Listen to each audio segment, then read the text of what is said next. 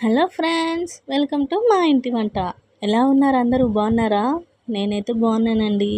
ఈరోజు మన ఛానల్లోని ఉల్లిగడ్డ కారం రెసిపీని మీకు చూపించబోతున్నాను. మరి ఇంకా వీడియోలోకి వెళ్దామా? ఇంకెందుకు లేటు.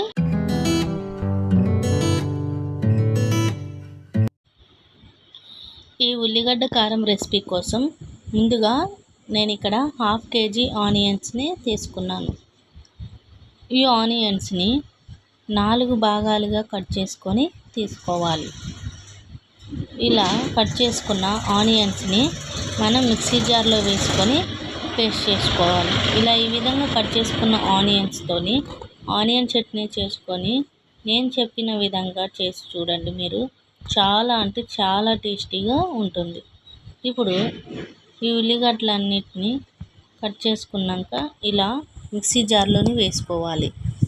ఇలా వేసుకున్న ఉల్లిగడ్డల్లోని ఇక్కడ నేను ఈ స్పూన్తోని 2 స్పూన్స్ సాల్ట్ వేసుకున్నాను.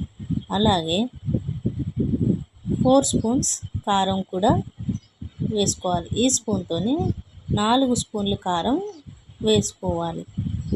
నేను ఇక్కడ కారం మంట ఉండే కారం తీసుకున్నాను. మంట ఎక్కువగా ఉంటుంది కారం. 4 స్పూన్లు తీసుకున్నాను. మీరు మంట తక్కువ ఉంటే కొంచెం ఎక్కువ తీసుకోండి, ఒక 5-6 స్పూన్ల వరకు. ఇప్పుడు దీన్ని గ్రైండ్ చేసుకున్నాం రండి. ఇలా గ్రైండ్ చేసుకున్న తర్వాత బాగా మెత్తగా పేస్ట్ చేసుకోకుండా ఇలా కొంచెం బరకగా పేస్ట్ చేసుకోవాలి. మధ్య మధ్యలో అక్కడక్కడ అలా ఆనియన్స్ ముక్కలు ఉండేలాగా చూసి గ్రైండ్ చేసుకోవాలి. ఇప్పుడు స్టవ్ ఆన్ చేసుకొని ఒక ప్యాన్ పెట్టుకొని ఆ ప్యాన్లోని 4 to 5 స్పూన్స్ వరకు ఆయిల్ వేసుకోవాలి.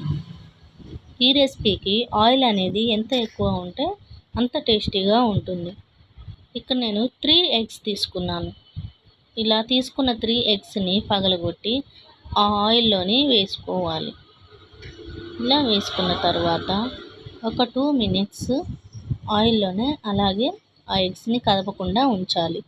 2 మినిట్స్ తర్వాత చూస్తే ఇలా ఎగ్స్ అనేది మంచిగా కొంచెం లైట్గా ఉడికిపోయి ఉంటుంది. దీన్ని ఇప్పుడు మనం ఈ స్టేజ్లో ఉన్నప్పుడు చిన్నగా గరిటెతోని కలుపుకోవాలి. ఇలా చిన్నగా కలుపుకున్న తర్వాత ఇక్కడ తాలింపు గింజలు వేసుకోవాలి. తాలింపు గింజలు అనేది కొంచెం ఎక్కువగానే వేసుకుంటే టేస్ట్ బాగుంటుంది. అలాగే కొంచెం కరివేపాకు, ఇంకా అలాగే ఒక 4-5 ఎండుమిర్చీలు వేసుకొని ఒకసారి దీన్ని కలుపుకోవాలి. ఇలా కలుపుకున్న తర్వాత ఒక 5 నిమిషాల వరకు దీన్ని ఈ కోడిగుడ్లని ఆయిల్లోని ఈ తాలింపుని అంతా ఫ్రై చేసుకోవాలి. ఈ కోడిగుడ్లు కొంచెం గోల్డ్ కలర్లోకి వచ్చే వరకు ఫ్రై చేసుకోవాలి. కోడిగుడ్లు ఎంత బాగా ఫ్రై చేసుకుంటే అంత మంచిగా ఉంటుంది, నీచు వాసన రాకుండా ఉంటుంది. ఇప్పుడు మనం ఇందాక గ్రైండ్ చేసుకున్న ఆనియన్ పేస్ట్ని ఇందులో వేసుకోవాలి. ఇలా వేసుకున్న తర్వాత ఒకసారి బాగా కలుపుకొని దీన్ని ఉడికించుకోవాలి. ఇలా కలుపుకున్న తర్వాత మధ్య మధ్యలో కలుపుకుంటూ ఒక 5-10 నిమిషాల వరకు ఉడికించుకోవాలి.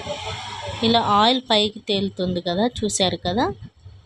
మళ్ళీ ఒకసారి కలుపుకొని ఇంకొక 5 నిమిషాలు ఉంచుకొని ఈ స్టేజ్లో ఉన్నప్పుడు మనం కొంచెం ఉప్పు కారం చూసుకొని సరిపోకపోతే కొంచెం యాడ్ చేసుకోవచ్చు. చూశారు కదా. ఇలా చేసుకున్న తర్వాత ఇంకొంచెం సేపు ఉడికించుకోండి. చూడండి ఎంత బాగా వచ్చిందో. ఇప్పుడు ఈ ఉల్లిగడ్డ కారాన్ని స్టవ్ ఆఫ్ చేసి మరొక గిన్నెలోకి సర్వ్ చేసుకుందాం. చూసారు కదా ఎంత బాగుందో, చాలా ఎమ్మీగా ఉంది కదా. చూస్తేనే నోరు ఊరిపోతుంది కదా ఫ్రెండ్స్.